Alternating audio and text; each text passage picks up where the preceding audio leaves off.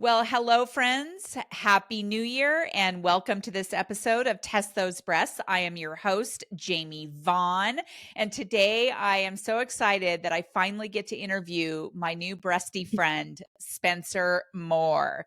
So, Spencer is a creative professional advocate and the host of the Hairy Chin podcast, an American expat from Raleigh, North Carolina, and living in Barcelona, Spain since 2016. Spencer's journey has been one of radical self-advocacy, navigating chronic illness, mental health challenges, and an early-stage breast cancer diagnosis.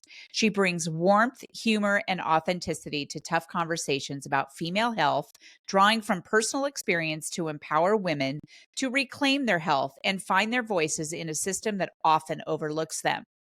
Through her podcast and other platforms, Spencer uses creativity as both a healing tool and a means to inspire transformation, advocating for better care, self-expression, and empowered living. Well, hello, Spencer. How are Hi, you? Jamie. I'm good. Happy New Year. Thank you so much for having me.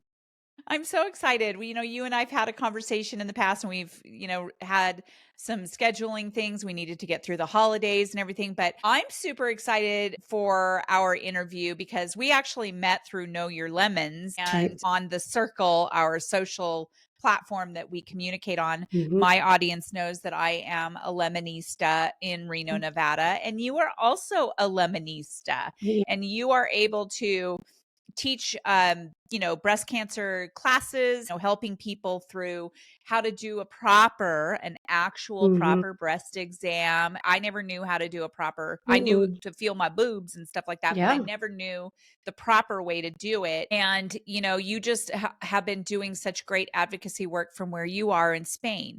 So I would love for my audience to know, you had breast cancer. Who were you? Like, it seems like we change over time with a diagnosis like this. Who was Spencer Moore before breast cancer? So I knew you were going to ask this question. You gave me a list of questions before this interview, and that was number one. And I thought about it for a bit, actually. And I think that my answer is that I don't really know who I was before, but I really know now who I am now. And I think that is the marked change for me, is that, I feel more me now because I've been through it, and I've had to really go through it with my body. I've had to really advocate for myself. I've had to learn a lot, and I just feel very much more myself these days because I think that I've become stronger. I set stronger boundaries. I'm more careful with who I share my time with. I'm more appreciative of time and energy and just all of these things that I think they're really easy to take for granted. And so I think that's what's really changed for me is I think I've really settled into myself, and especially kind of going into this world of health advocacy. I think that it's given me a lot of confidence to know that I have the strength and power to persevere through all of these things, and that's really shifted for me. That's very powerful to say because I know that there are some people, I felt like I knew who I was before breast cancer, but it's amazing the trauma that we go through and the realization that, wow, I don't even know who I was. Like, who was that person? Right. For me, I was a teacher for 20 years and I had lost my mom 5 years ago. And going through all of that stuff, I just kind of came out on the other side, understanding that I was just different. Like, I was different than what I was before. I'm still going through that, by the way. Yeah. So can you share with us how you found your breast cancer, what your diagnosis and treatments were? So my breast cancer was early stage 0, a ductal carcinoma in situ. It was found on my first mammogram that I'd ever had that was preventative.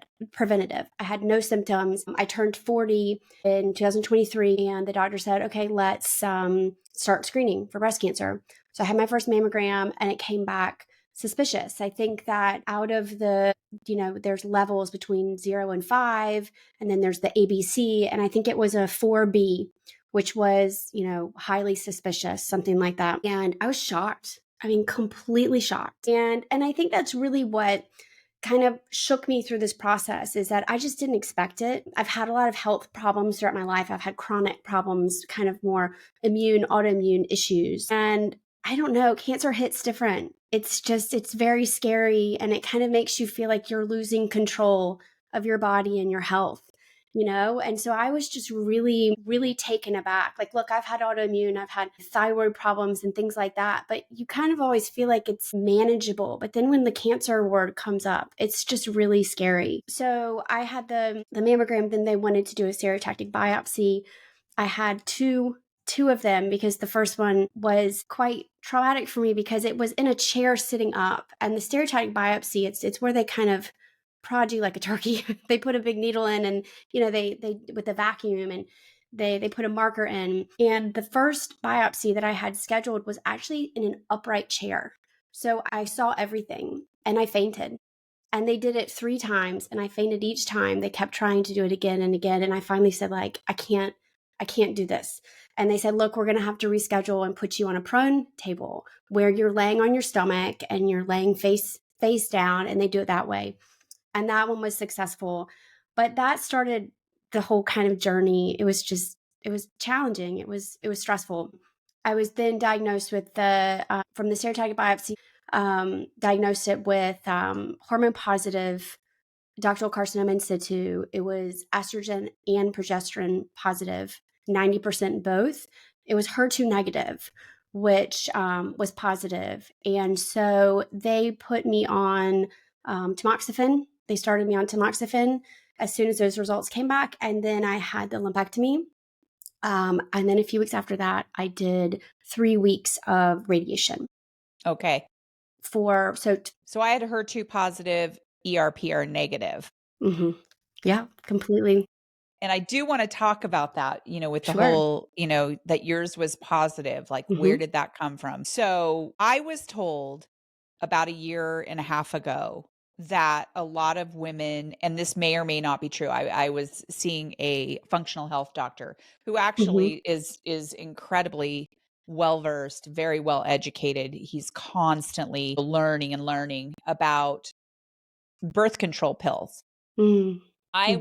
Mine was not ER positive though, Mm-hmm. but I was on birth control when I was younger he Yeah. says, usually like if people are on birth control for more than 4 years, that kind of represents some problems down the road. Sometimes Mm-hmm. that's what they have found. Mine was not ER positive. So what were you told, or if anything, about I wasn't it being positive? I wasn't told a lot. What I was told about it being positive is that it's good to know because we know it will respond to hormone therapy.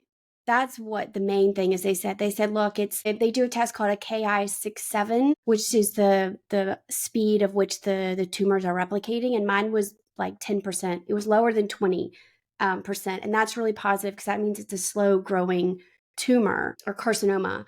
So they said, look, it's very slow growing. That's positive. It's HER2 negative, which means that there's most likely not a genetic factor. And it's estrogen progesterone led, which means that it's hormone led, and hormone treatment will be the best treatment moving forward. Now, I mean, we could have a whole other conversation about hormone treatment and what tamoxifen does to your body and the side effects it causes, because that's challenging. That's very challenging.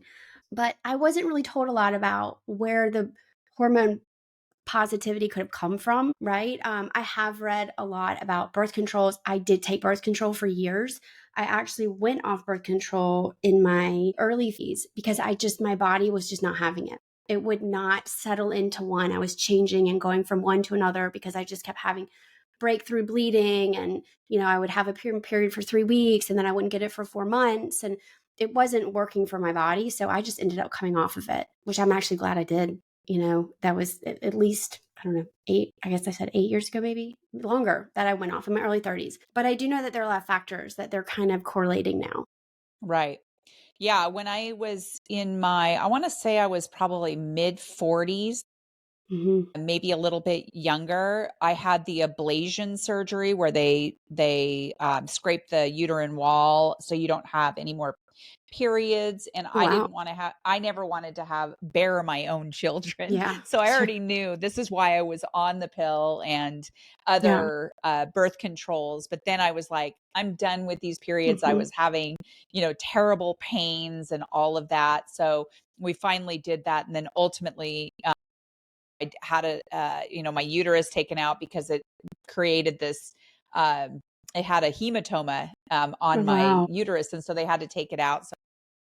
So I went through all of that, but the birth control, I would say I was probably on birth control for about 15 to 20 years, Mhm. maybe. Mhm. But just always baffles me all of the conflicting information out there. And before we started our episode just now, we were talking about all the conflicting information about what could have caused breast cancer. Mhm. So let's talk about that a Yeah, little bit. sure. You do have some good resources in the show notes that we'll talk about. Mhm. But what is your understanding? We were talking about autoimmune diseases. What's your Mhm. understanding based on your experience? I know we're not doctors, but we just play them on TV. Just kidding. We're not doctors, but we do interview people who are experts in the field. And so I always tell my audience, look at the date of the recording, Mhm. make sure that you are talking with your own doctors.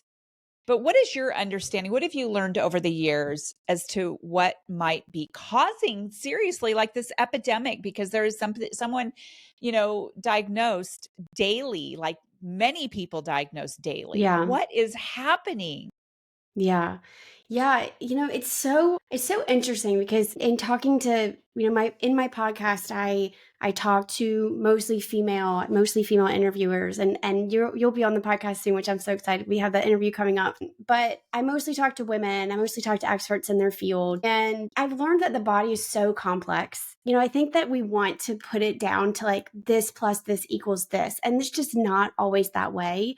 And I also learned that in my own healing of taking the tamoxifen, doing the radiation. I mean, I had lymphedema from the radiation. I had, pretty heavy radiation burns. I mean, the radiation was not just a walk in the park, I don't think, for anybody, but I had some side effects. I had cording in my armpit and I lost range of motion.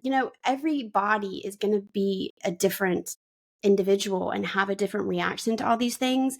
I know that both of us in our Lemonista training, we learn about the risk factors and we learn about ways to lower your chance. So, not smoking nicotine, not smoking cigarettes, not excessively drinking alcohol, keep a healthy weight, move your body. One of the things I've seen so much online as I've kind of got more to health advocacy is that movement is everything. And so a sedentary lifestyle, if you're not exercising and you're not moving, there's just such a higher rate of cancers in people that just don't exercise. So I do think it depends on the choices you make, as you go through life. Are you going to eat healthy, eat the rainbow, throughout your week?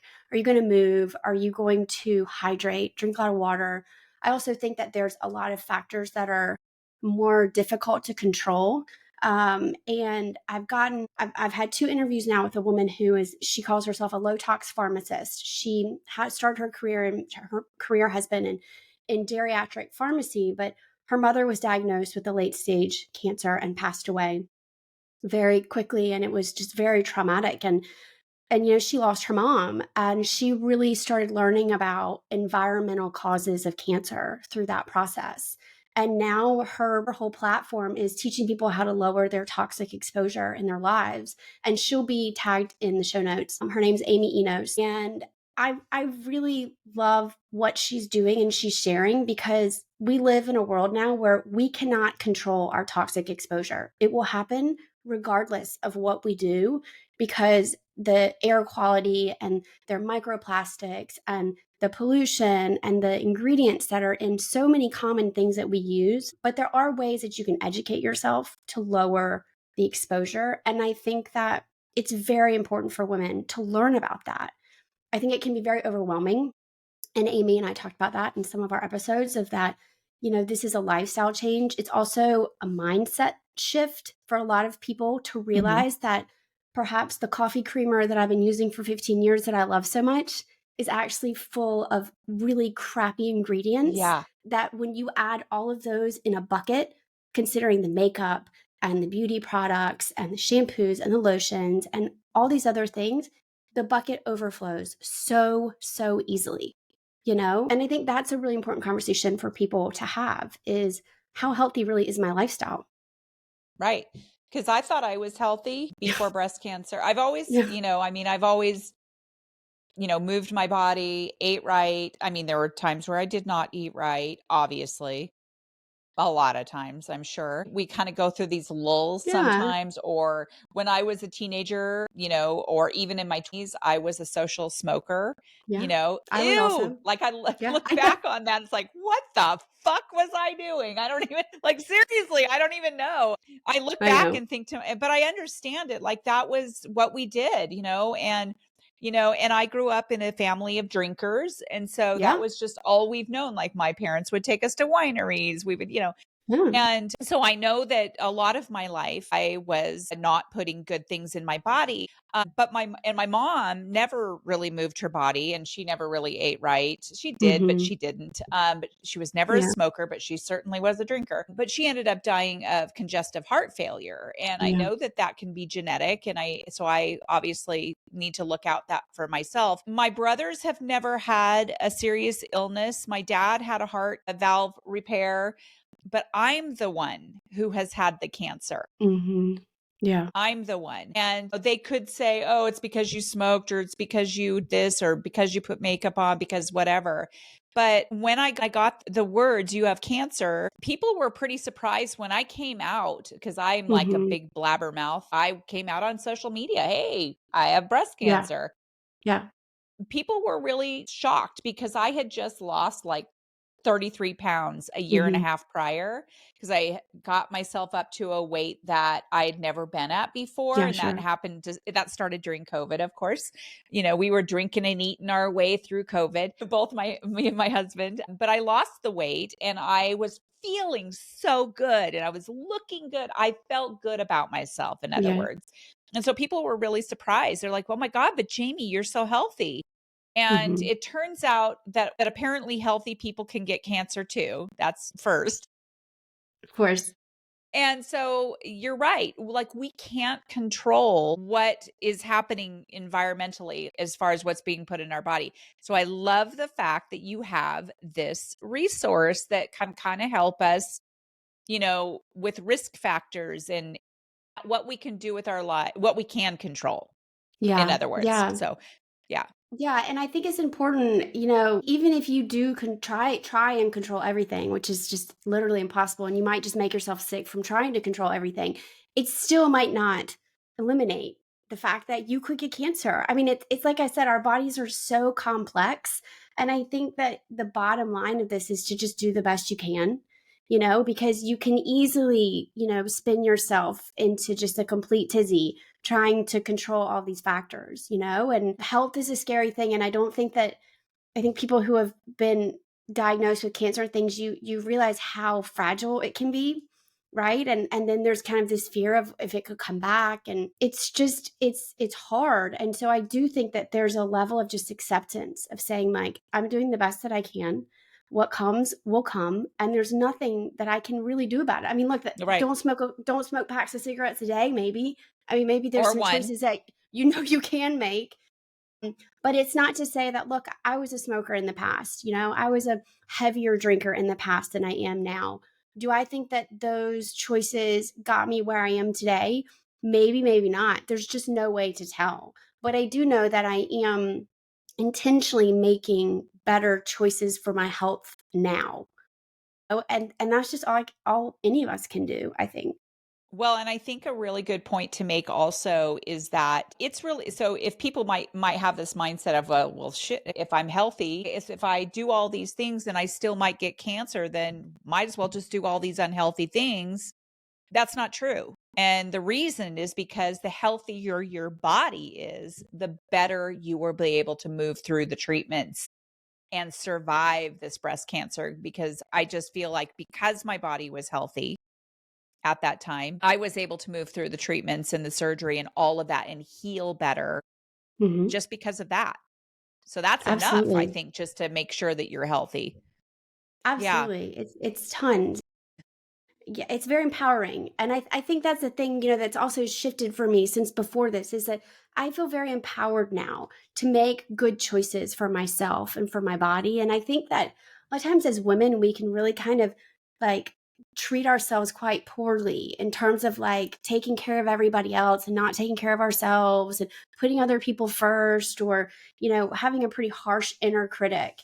And I think since all of this has happened, I'm really prioritizing myself without any shame. I'm taking care of myself now, and I don't feel bad about that. awesome. And I I love like it. that. Yeah. Yeah, I like that too. Let's talk about Know Your Lemons. How did you get involved with Know Your Lemons? This goes along with my question of how are you giving back to the breast cancer community? Because Mhm. clearly you are.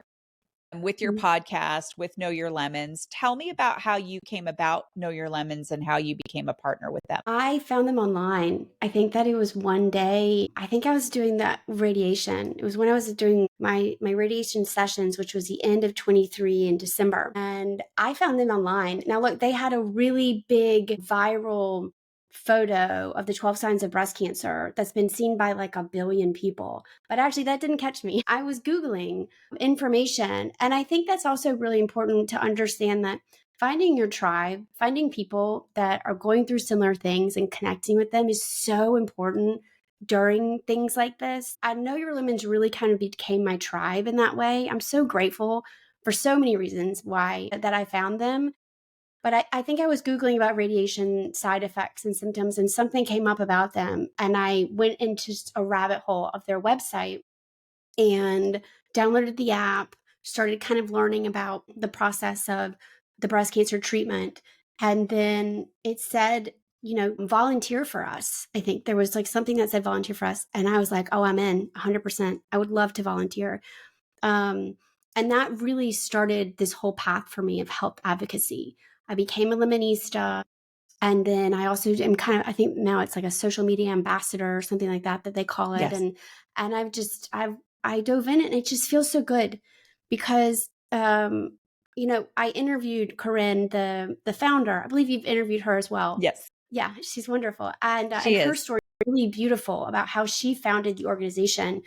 But when in our interview, she said, the reason I wanted to do this is because this information has been hidden from women for so long.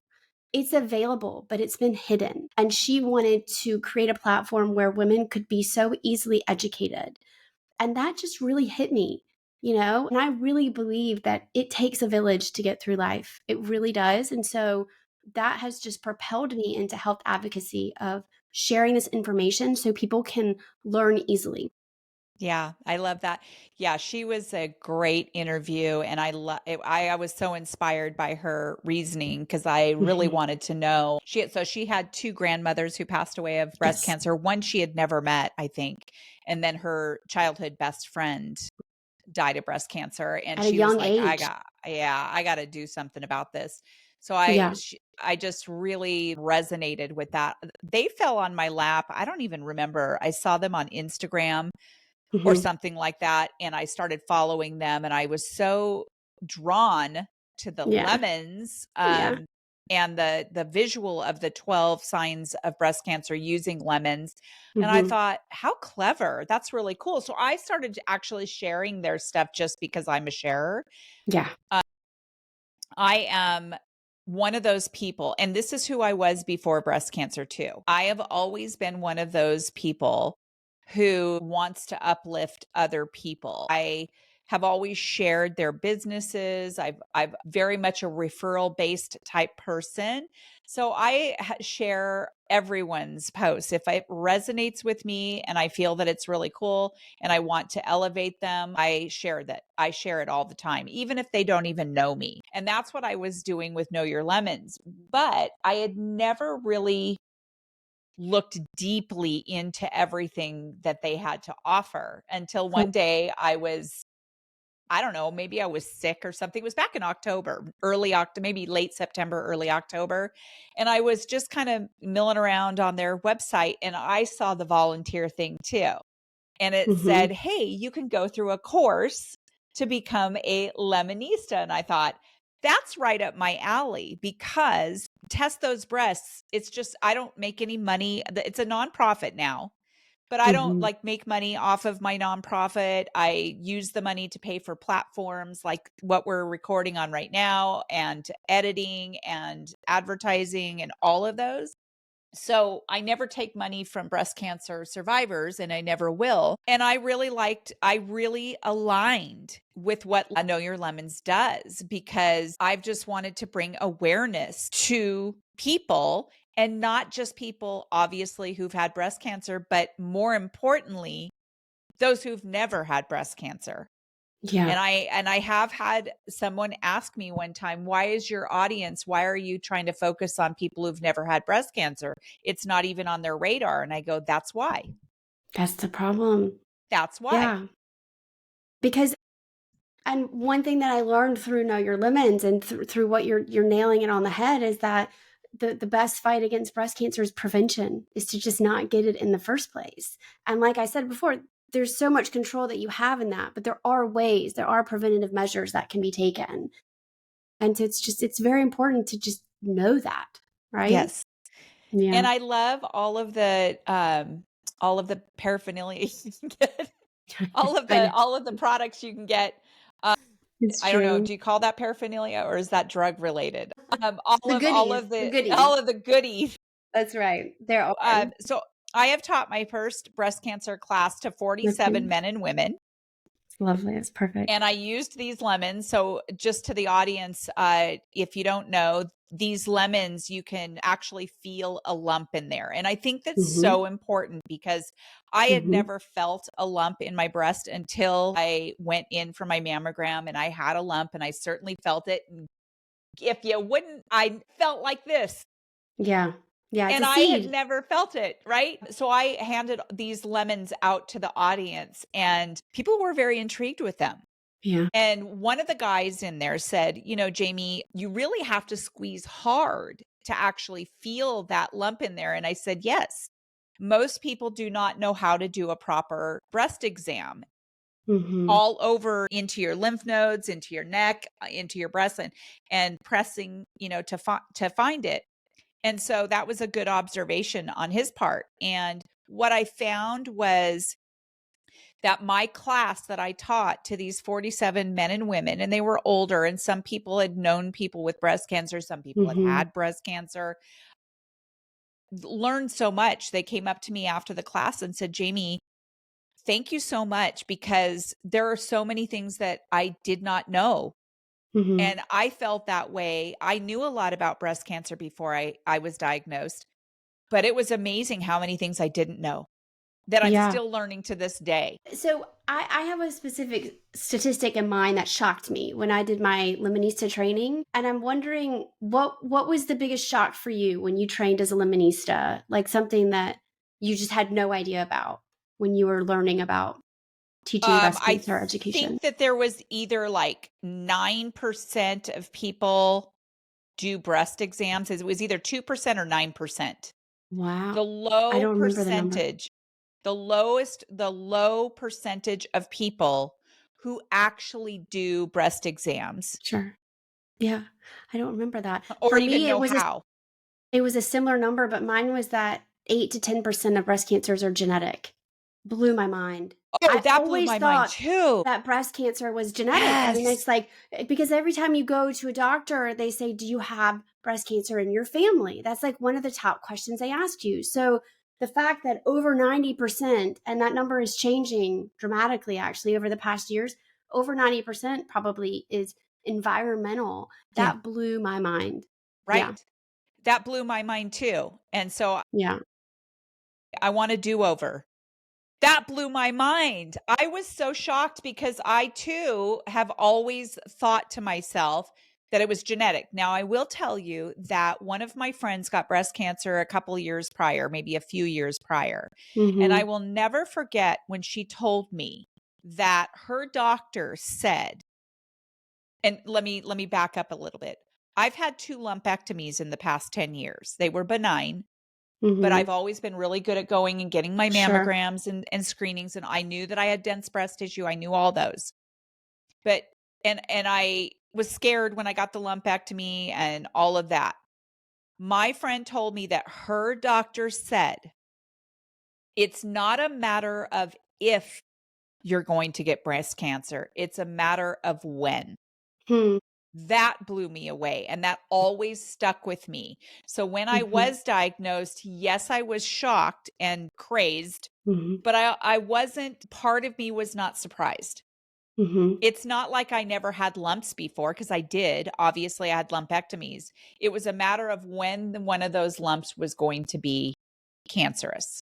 And Cancerous. so that blew me away too. And then when I found out the percentage of people who had genetics and that was so low, Mhm. that even blew my mind even more, Yeah. because there's so many people out there still to this day who think that it really has to be genetic to have a higher chance. Yeah, and I think also, with BRCA testing now is so accessible. You can get tested for genetic markers of breast cancer quite easily now and quite affordably now. So I think that, educating women and men that even if they're BRCA negative, they still need to put in place preventative measures for breast cancer. You're not in the clear if you're BRCA negative. And I almost feel like it's this false sense of security of, oh, I got genetic tested, I'm BRCA negative, I'm fine. And it's like, I think that's more dangerous than just not even getting the test done, really being aware that you always have to put in the preventative measures. I do have a question for you. And this is actually for one of my very best friends. So her mother died of breast cancer. I think that she was like 40. Mm, And my friend has never had a genetic test before. And we talked about this recently. And I know that I think that she's a bit fearful of what it might say. And also, I think she had a nurse or a doctor say, hey, if you get it, then insurance might not pay for certain things, or you'll be like a pre-diagnosed, mm. or not Yeah, pre-existing condition. existing. Right. What are your thoughts on that? I have my own thoughts based on a couple of people that I've spoken to about this. If people are afraid to do that, what do you think? What would your response be? So the way I'll answer this is by the first Lemonista class that I ever taught was to a group of close friends here in Barcelona. And I said, invite whoever you want to come, please. Like the more the merrier, literally, in this class. And almost, I would say more than half invited people that did not want to come because they were scared of the information that they were going to learn. And that really shocked me of thinking, wow, it's, I was already post treatment at that time. Open the floodgates. I want all the information I can have. And I kind of lost that perspective of being able to choose if I wanted or not to have the information. So I think it depends on what would she do with the results if the results came back positive or negative, would it change what she's doing in her life anyways? Does she have any preventative measures now? Is she getting mammograms? Is she doing self breast exams? I mean, if she's doing all these things, then that, if it makes her feel better to not know the genetic factor, if it lowers her stress, if it makes her, live her life, then that's her choice, right? Yes, of But course. it is important to carry on with all of the, take advantage of all that we have in science now, which is, mammograms and learning the self breast exams and things like that. I mean, look, if you do have BRCA, if you are BRCA positive, it does increase your chances quite significantly of not just breast cancer, but ovarian cancer and other female cervical cancer. So, if you do have a genetic history, it is important information, in my opinion. And I think that we're very lucky to be in an era these days of having access to this information.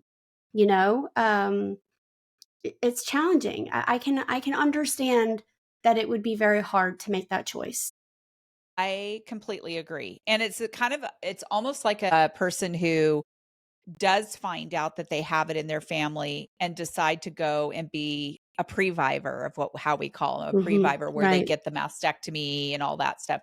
But even when you get mastectomies, they leave breast tissue behind. There's no Mhm. way to get all of the breast tissue. I mean, it takes one cell to grow as cancer, right? Right. So that's a huge decision as well. I interviewed a brother and sister duo, his breast cancer. Are you aware of his breast cancer? Mm-mm. Harvey, his name is Harvey, and he got breast cancer. His Mm. sister got breast cancer, did the genetic test. Harvey, I believe, did the genetics test too. They both had breast cancer. So my friend has a son. And so one of the things I told her is that when you're thinking about your decision of whether you're going to do that, it could affect also your son, right? Because I know that this is possible for other family members to get it as well. So that was, Mhm. I kind of gave her those options. It's like, first of all, it is your choice. If it does make you feel less stressed and things like that, and you are going to get your mammograms and your ultrasounds or whatever, and advocating Mhm. for yourself to make sure that you're doing that on a regular basis, you're doing exams, that's great. And Yeah. think about your son because Mhm. it is possible for men to get breast cancer. It's a lower rate, but it It's does happen. It is true. It is true. In fact, I talked about this with Corinne. I think Beyonce's dad is one of the more Yes. high profile men who underwent treatment for breast cancer. It's 1% of the whole picture of breast cancer, but let's realize the picture of breast cancer is massive. Like you said, hundreds of people diagnosed, within days, weeks. I mean, it's a really large number. So 1% is not a small number of that. Those people very much matter, and there are a lot of them. Yeah. Yes, and there needs to be awareness for sure. It's not like even if she did go in and get a genetic test and it wasn't in and she didn't have the BRCA gene, great, but it's you just never know. And so it's such a I feel like it's a very complex and hard decision to make, I Hmm. guess. Yeah, Yeah. I do, and like I said, I come from a medical family. I have a lot of surgeons and doctors in my immediate family, and so it's just always been, you go the medical route. If you can get the answers and it's available, then you just do it. But I do think that there are a lot of people that aren't comfortable going that route. And you kind of have to see it as to each their own. Maybe sometimes ignorance is bliss in that Yes. way, because then you're not thinking of it and it's not stressing you out. And we talked about this before we hit record. Stress can be a major player in your overall health. And it's not to say that if you're stressed you're going to get cancer. I mean, look, you could get irritable bowel syndrome from being stressed. I mean, there's just a lot of things, but we know that stress does cause poor things to happen in the body, right? Yes. I Yeah. completely agree. And that's Yeah. what I always thought really was the biggest cause is that I was under a lot of stress and trauma ever since my mom died. It was, I went through a lot of stuff. And then when I lost my Yeah. two father-in-laws during that time, and then we went through COVID. And so there was just a lot of stress. And so I just chalk it up to that's what it was. But we don't know for sure. Yeah. There are some schools of thought on that. I want to talk to your podcast is called the Harry Chin Podcast. How long have you been podcasting? I've been podcasting since I think August. I think last August is when I started. So I'm a newbie into this world. I think I've just got 10 episodes out. I've been doing them bi-weekly because podcasting is a lot. It's a lot of work. I edit it myself and I do all of the marketing and advertising myself. My background is in graphic design, and that's another reason I was so just sucked into the world of Know Your Lemons is Corinne started as a graphic designer, and that's how she created this whole campaign around lemons. I was just completely enamored by what she was able to do with these graphics. And I did take a break over the holidays. I'm still kind of figuring out some of these chronic illnesses that I've had going on and some health things. And so it's a real journey, and you have to kind of be compassionate with yourself that healing is not linear. It's not always going to go up. And sometimes there's some good days and bad days. Yeah. Yeah. But, And but I'm not really excited. everyone's and not everyone's going to understand that. It's very difficult for people around us to understand that. I've got that going on for sure. Yeah, and I said earlier it's important to find your tribe, and that has been such a change for me since this treatment is, I used to talk to anybody about my health stuff, and now I'm much more guarded about who I really share what is going on, to know that they're safe people that aren't going to dismiss it, or that aren't going to think that I'm being dramatic, or, nobody knows how each one of us is feeling. And I think it's really important to really set your boundaries and find those safe people and that safe tribe that you can feel are compassionate with you. That's really important in healing. I Yeah. agree.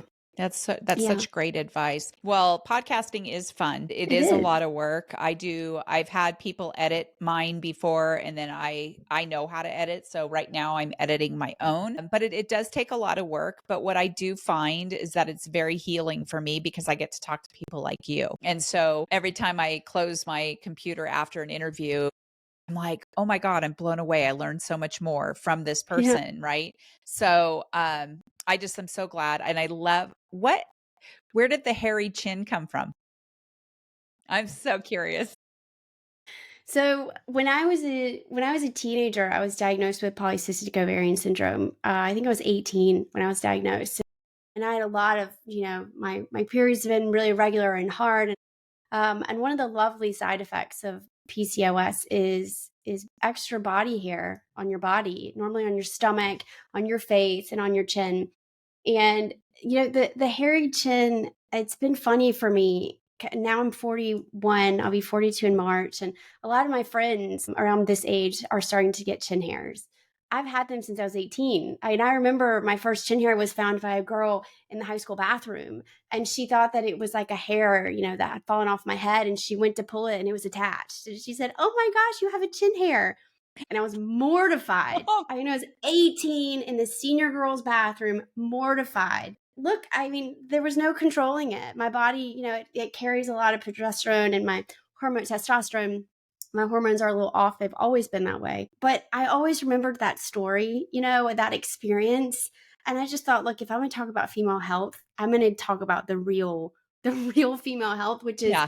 which is finding chin hairs, and I can sit at my desk and just kind of feel around and say, oh, there's one. Oh, there's one. I think we all get to a point in life where I that happens. I have one right here, and Yeah. sometimes I get one over here. Yeah. I think that is so clever. So thank you for talking about real health issues for Yeah. women. That is what we Yeah. need. One of the questions I want to ask you is what question do you wish you would have asked in hindsight of your diagnosis? Well, it's actually, my answer's changed now that we've been speaking. I did not know, and this was actually really terrible when it happened, is I did not know what the stereotactic biopsy was. I was not given any information about it. And I was literally put in a chair sitting upright with a mammogram machine in front of me. And then this giant needle came out of the top right corner. And it was just so terrifying for me. I think that I didn't know what questions to ask at the time of what was coming up in my treatment, because I was just so shocked. They tell you have these irregular tests, and then they say, we're just going to do a biopsy and it's no big thing. You need to get your insurance to approve it, which took 6 times for me that I had to go through all this approval for the insurance. And I just didn't know to ask the questions. I think I was so overwhelmed of, oh my gosh, I've just been diagnosed with this, and now I have to go to these next stages. One of the things that I think is so amazing, we talked about Know Your Lemons and how they have so much stuff on their website. And I say stuff lovingly, but they have so much content. And one of the things is they give you a guide of questions to ask when you've been diagnosed or when you're going through treatment, to kind of know what's coming and what to ask for. And I think that's brilliant. I wish that I had known about that guide back then, and I would have asked questions on that guide that they have, because I just didn't know what questions to ask. The same happened for radiation. I didn't move a lot during radiation. Radiation made me very tired, and the radiation fatigue hit me really hard.